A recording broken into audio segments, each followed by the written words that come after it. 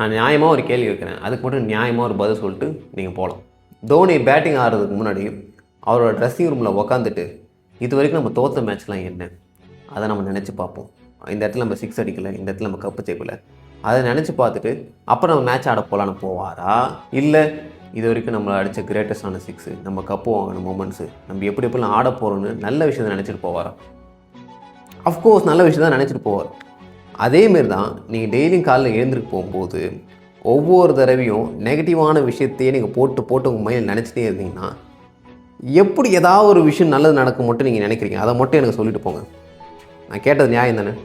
நியாயமான கேள்வி தானே?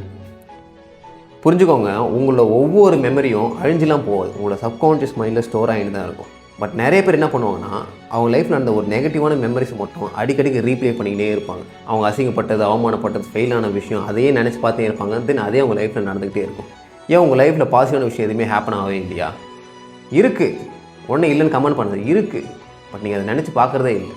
அது எங்கேயோ ஒரு மூலையில் கிடக்குது.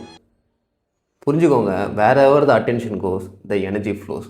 உங்கள் அட்டென்ஷனை பாஸ்ட் மெமரிஸ் ஜெயிச்சது இருக்குல்ல, வின் அந்த வின்னில் ஃபோக்கஸ் வைங்க. எவ்வளோ அந்த வின்னை நீங்கள் ஃபீல் பண்ணிங்களோ அவ்வளோ எக்ஸைட்டடாகவும், அவ்வளோ டோப்பும் வேணும், அவ்வளோ எனர்ஜெட்டிக்காகவும் ஃபீல் பண்ணுவீங்க, அவ்வளோ பாசிட்டிவ் உங்கள் லைஃப்பும் இருக்கும். நான் இவ்வளோ சொல்லியும் நெகட்டிவான மெமரிஸ் மட்டும் இமேஜினேஷன் பண்ணின்னு இருந்தீங்கன்னா